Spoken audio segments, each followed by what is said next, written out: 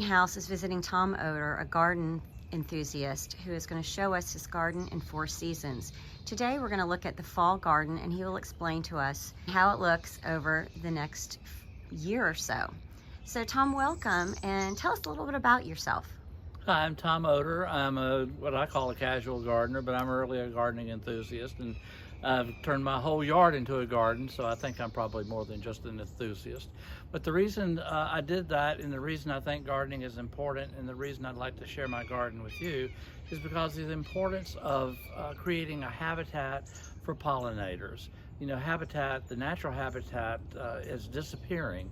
And the more that we can do in our own yards to create habitats for the resident pollinators, the bees, the birds, the moths that live here year-round, as well as the migrants, particularly the migrants. And the important thing about a home garden is that it's the start of a patchwork. So if you can, for the migrants, so if you can create a patchwork in your yard, and then your neighbors do it, and the people down the street do it, and the next thing you know, you've got a community doing it. So welcome to my garden, and let me show you what's blooming now in the fall, and we'll talk later about how it's going to look in the spring.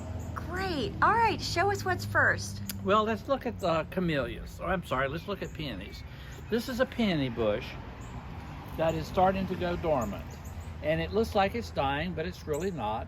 It just goes dormant in the winter, and it will come into gorgeous flower, big pom-pom flowers in the spring. And I'll show you another peony that has gone dormant faster. And if you look at this bush, it looks totally dead. It does. But it's really not. It's just going to sleep for the winter. It has grown and bloomed in the spring and grown in the summer, and now it's tired and it just wants to rest. So do you cut it back, or you just leave it? I do cut it back, and we can do that later if you would like to see that, and I can show you what it looks like. Okay, great. And this is such a beautiful little garden. This is your front yard. I love boxwoods. Tell us about this and how this came to be.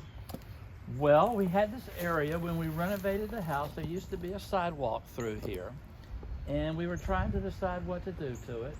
And I don't know if it was my idea or my wife's idea, but we decided to turn it into a kitchen herb garden.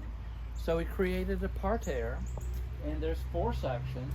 It's where we grow all of the herbs that we eat, and as well as some leafy vegetables. And if you look here, we have kale growing here. The red are bullseye beets. We have several different kinds of chives, several different kinds of parsley. This is Italian leaf parsley, the bigger leaf, and curly leaf parsley. And a few flowers thrown in just because we really like sort of a French look. And so we have some lavender that's going out of flower. And I love how you have a little decoration here too. Well, this is a bird bath. It's beautiful. And it turns out that it's very functional.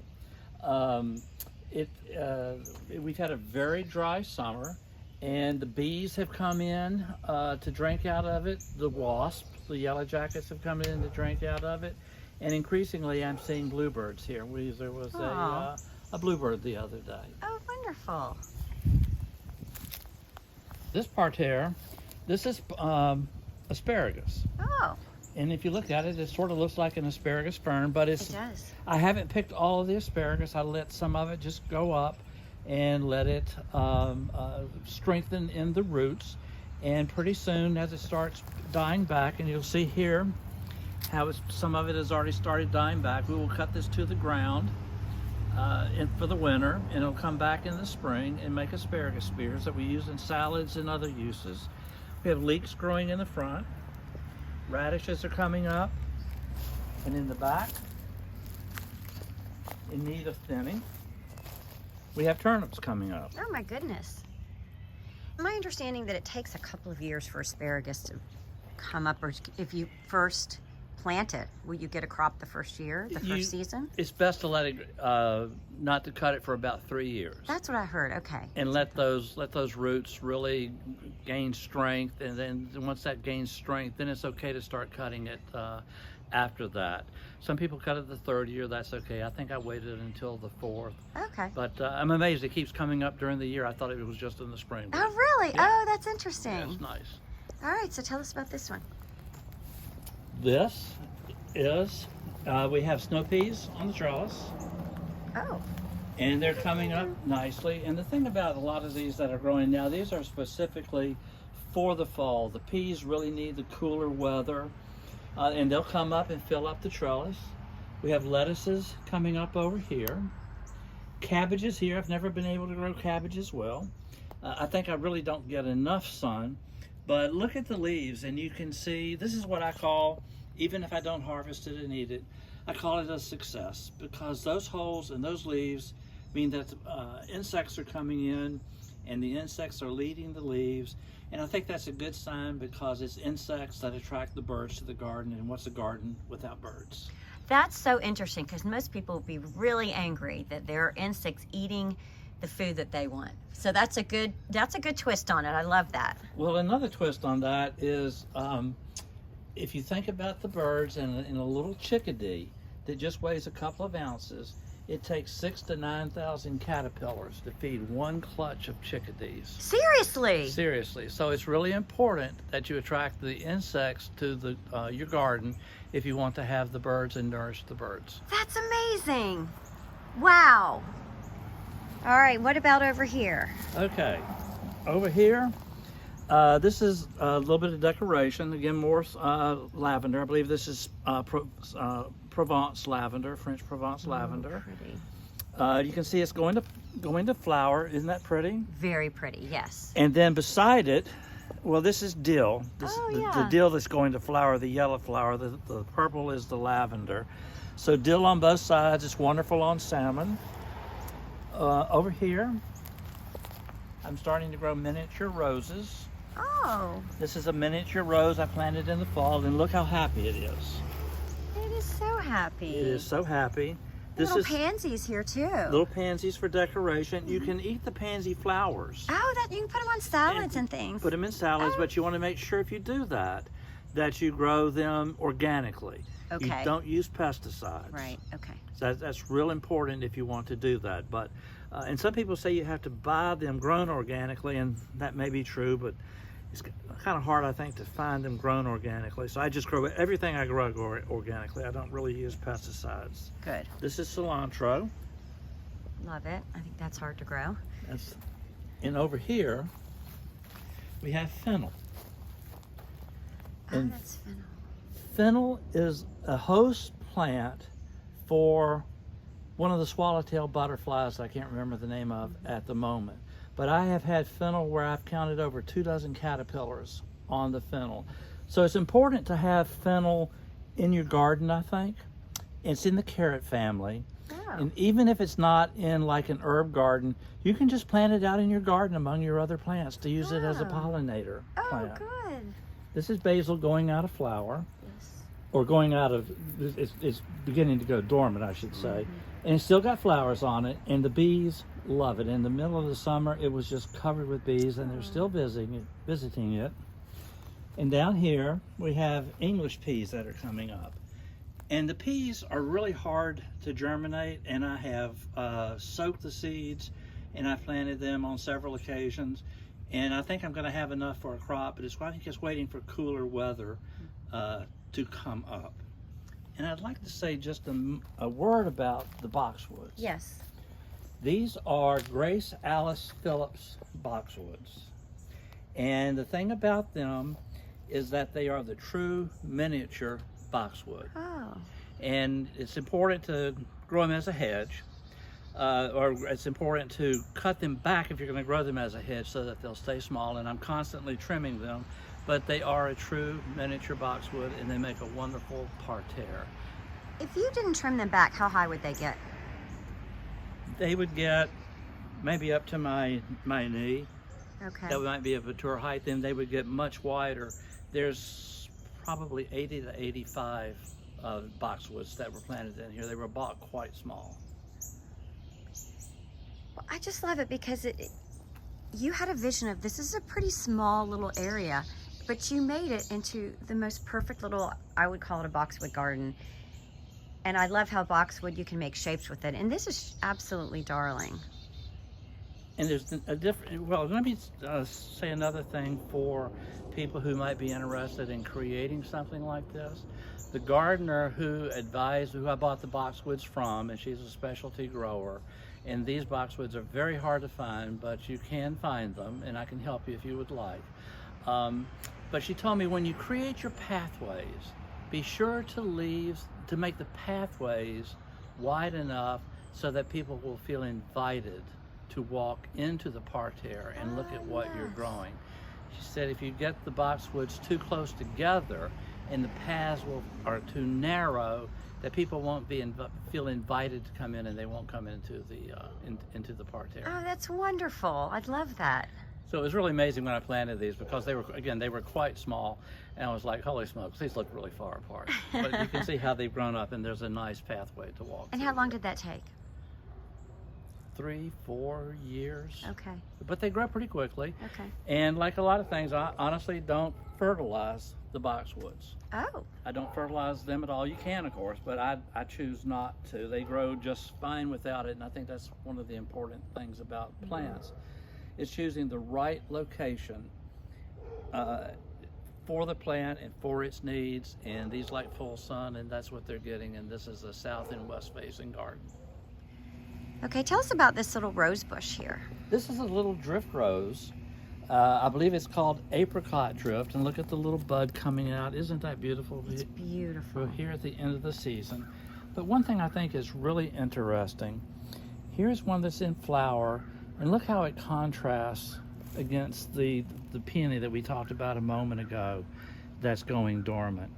Isn't that interesting? I just think it's a great visual interest that both are getting ready to go out of flower for the whole winter, but this one is still hanging on. Isn't it gorgeous? And covering up the one that's going, so it's kind of like a little costume keeping your garden beautiful. That's the way it is. That's a good way to look at it.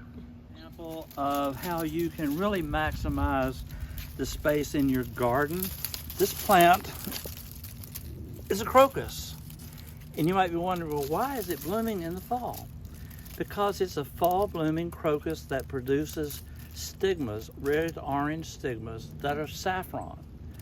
It's called the saffron crocus, and it's grown commercially in places like Morocco.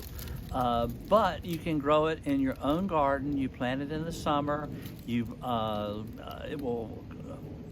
a corm. It's a little small brownish corm. Plant it in the summer. It comes up in a few weeks, and in the fall, October-ish, November, it puts out a most beautiful blue flower you've ever seen, with these incredibly brilliant orange threads. Saffron, right here in your front yard. That's amazing. So will you harvest this year, or how often does it come up? It just comes up in the fall. The flowers only last a day or two. Oh wow, and that's short. It is very short, and you have to harvest the saffron in the morning after the dew, because if you wait until afternoon, when the afternoons in our falls heat up, the flowers will wilt and it will ruin the saffron. So there's a narrow thread there, or a narrow time rather, in which you can harvest the saffron, and then you harvest the whole flower, take it into the house, and use some tweezers to pull the saffron just gently off of the flower. Lay it on a paper towel and let it dry. You can dry it in the oven, dry it in an air dryer, and then put it in a jar that has no moisture in it, and put it in a dark place. And you've got saffron, the world's most expensive spice by weight. That's why it's so expensive. Yeah. Well, that is fascinating. I never knew that. Yeah, it can take like 70,000 flowers to make a pound of saffron. And you can grow it in your own garden. Right here. Amazing. And there it is. This plant is called Farfugium japonica. It makes these incredibly big, waxy green leaves. They look like water lilies. I love it. Doesn't it? Yes. And and it puts out this stem. Oh my goodness. Look at the flowers, or flower buds, I should say. These will be yellow daisy-like flowers coming off of this big waxy leaf plant. And you can see. When will these bloom? In another few weeks. They bloom in the fall. Oh. and we'll show them again. Okay. But one of the things I find so interesting about this plant is normally I think of big-leaved plants as growing in shade, because the really big leaves tend to indicate that the plant is trying to capture as much light as it possibly can through its leaves. So that's why, a lot of times I think in shade you see plants with big leaves. But this is growing in full sun. Amazing. And it's right here. Look at this. It's so interesting, next to the rose. This is the same drift rose we were showing before. Isn't that gorgeous, the way that it beautiful. opens? The color, the coral, it's just so pretty. And against these purple flowers, it's just lovely. And then another thing that I do in the garden is I grow a lot of herbs in the garden. So we've got thyme that's growing here. That's thyme. And we've got, so the whole pathway is lined with thyme. Oh, goodness. This is a little parsley that's coming up over here. Oh. There's rosemary back here. And there's oregano. And I think the herbs really help give a garden the feel I'm really sort of looking for in this front garden is a cottage garden. It's interesting because a lot of people will group, including me, and group their herbs together. But I love the way you've put them in the ground just throughout your garden. Well, that came about a little bit by necessity. And the necessity was simply this. Look at the thyme and look how it's spreading. So when I grew it in the parterre that we were talking about earlier, it really started taking over the parterre and taking up all the space in the parterre. Ah. And I thought, well, I'm just going to move it out into the garden and create garden paths, and we'll see what happens. And it looks wonderful. Isn't it pretty? It's so pretty. And there's more herbs down here. And is this another peony? This is another peony that's going dormant, and it's not ready to cut back yet. As long as it's got these green leaves, I feel like it's photosynthesizing. It's taking its energy from the sun and creating food for the plant roots. Wonderful. So I don't cut it back till it really looks like the one that we looked at that looked like it was just Gone really on. tired. Yeah, it was ready to go to sleep. Down here, more culinary uses. This is lemongrass. Oh, it's huge. Isn't it huge? Yeah. I actually had it growing in the parterre one year. My wife said, it just got monstrous. And she said, you're not growing that again there next year. I said, no, not really. I don't think I will. I'm going to move it. So I moved it out into the garden. We're in North Georgia, and we have cold winters. We used to have really cold winters. They're not as cold as they used to be, but the frost will kill it. It'll kill it to the ground, and then I'll just have to replant it next year. But it's wonderful to pull these the stalks out and use them. I think with pork and chicken particularly, because it has just a super lemon flavor, and it's particularly used in Asian dishes. And then sort of hiding under that, we have more rosemary. Now, also, you pointed out the filter on the hose, which I never even knew about. So tell us about that. I got that idea from a rose grower, a master rosarian, and he grows roses competitively. And he was telling me that he uses a filter on the water on the spigot to filter out the chemicals that the municipalities put in the water. And it's the same principle as you use in the house. Right. And you're filtering the water for your drinking purposes. Well, this way the plants are just getting pure water. They're not getting all those chemicals that come in from the municipal system. It's brilliant. I never would have thought of that. Well, let me show you another little fall bloomer that is just gorgeous. This is Georgia aster. Look at the brilliant color. That has been called the most beautiful of the fall blooming asters. This is so pretty. And it's there for the pollinators, and it's just a marvelous purple. And in the center of the flower are little seeds, and there's one that's blooming elsewhere in the garden, and I've been watching it, and the seeds have been disappearing. Something is eating it. I'm not sure what. And you love that. I love that because it shows that the garden is really working. Yes, you told me that a lot of the things you plant really are just for the benefit of food for insects and birds and pollinators, like you said. They are. I love and one that. is right beside you. Oh, It's which to one your is that? right, Okay. and it's a blueberry. Oh, And this is high bush blueberry. And we'll show it to you in the spring when it starts setting its buds. But it will just be totally, totally covered with buds. And then they just disappear. oh, because they're eaten. Because somebody's eating them. And I think it's probably our feathered friends. Oh, look how tiny those little leaves are. And to give you an idea of the, well, and to show you how it spreads, this one that's growing here Oh, there's a little one here. came off of the mother plant, and it stayed small and small and small for so long, maybe a couple of years, and now it's finally started to grow, so I think it's gotten happy. Oh. And right over here, we have another blueberry. Let me back up. This is called Rose's Blush. This one. This one. Oh, it's got a little bit of a bigger leaf. Got a And it's bigger a different color. Look at it, it looks fluorescent almost. It does. And in the at different times of the year, these leaves just turn blue and purple on the new growth. Wow. And they are so pretty. And this one I have not seen set fruit. I don't know why.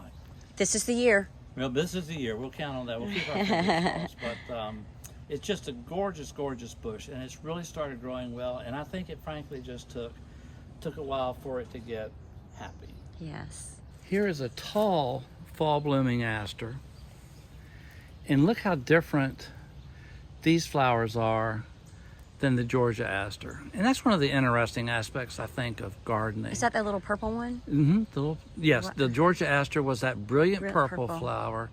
And then this is another type of aster. It's a tall growing aster, but they all serve the pollinators and You all can serve the see. same purposes. Yep. They eat the little seeds out there, that little center yellow part. And you know, that's so important because as the flowers fade, I leave these plants until all the seed head is just totally gone because the birds come in and eat them. Wonderful.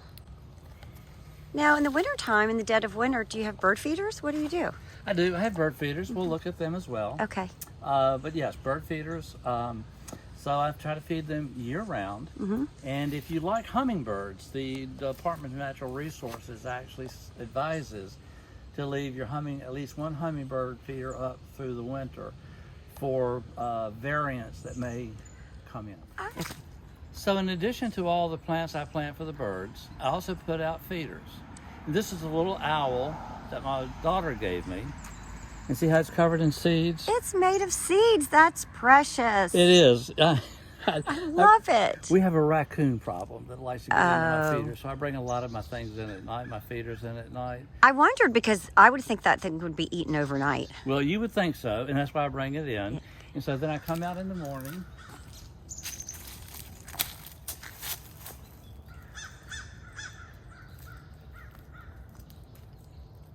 And I hang it up here. It is adorable. Something new I'm trying this year. Oh, look at I that. put out oranges to see if I can attract tanagers that might be migrating through. It might be the wrong time of year to do that, but I'm trying.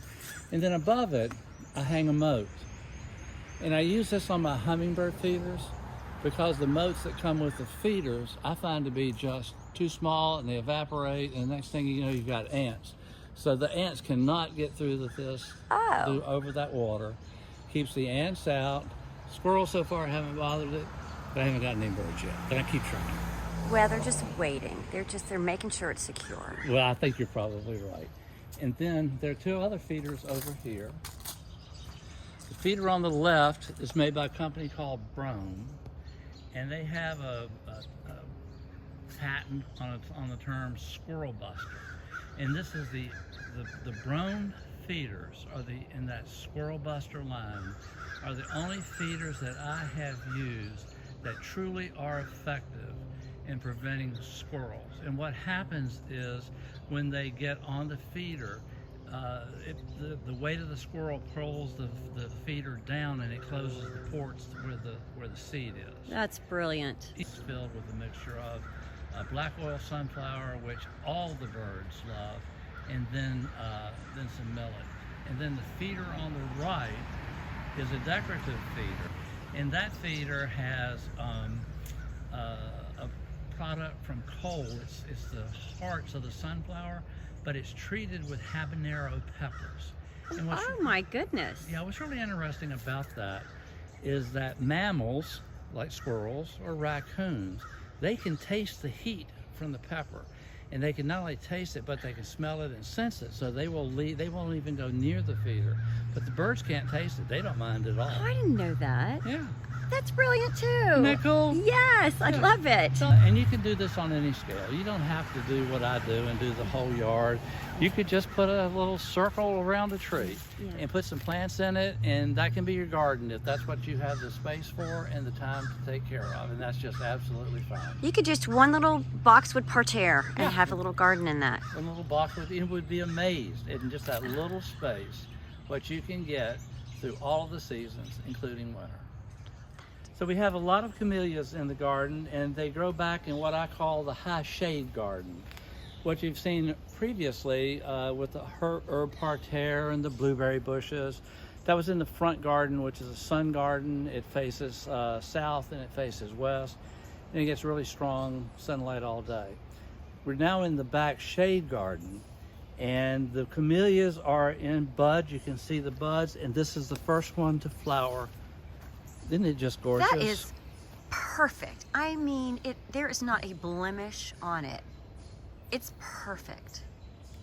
And they're beautiful to cut in and bring in the winter. And the camellias have a long bloom season, so they will bloom now and into the winter.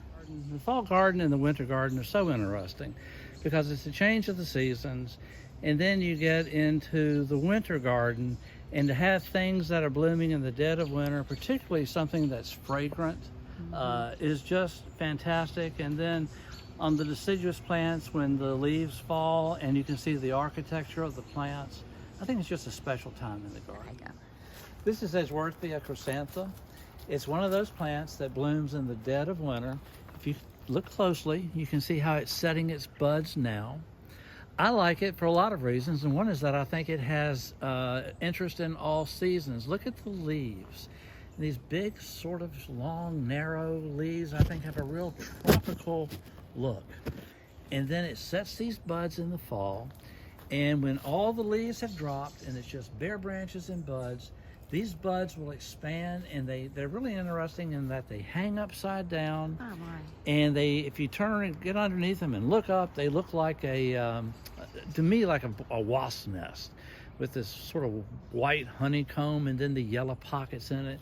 And they're just incredibly fragrant. And they're about 3-4 in the garden, and I planted them all beside the paths because they just light up the garden with their fragrance on gray winter days. And how big will they get? The bud? About the size of your fist, sort of. Wow. Your hand. I can't wait to see them. Yeah, it's incredible I cannot wait. and unbelievably fragrant. This is witch hazel. This is a small understory tree, and you can tell it's going dormant. See how the bugs have been eating on it? Yay for the bugs! Yay for the birds that will eat the bugs and come to the garden. But look at these are all flower buds that are on the witch hazel. And it will bloom in the dead of winter when all the leaves are off the trees. And I haven't noticed it being fragrant, but it's so pretty in the dead of winter when it's blooming. And this particular variety of witch hazel is really interesting because these are bright yellow flowers. And the nurseryman I bought it from years ago told me that he loves it because there's nothing else in bloom at that time of the year in the forest but the witch hazel. In the forest.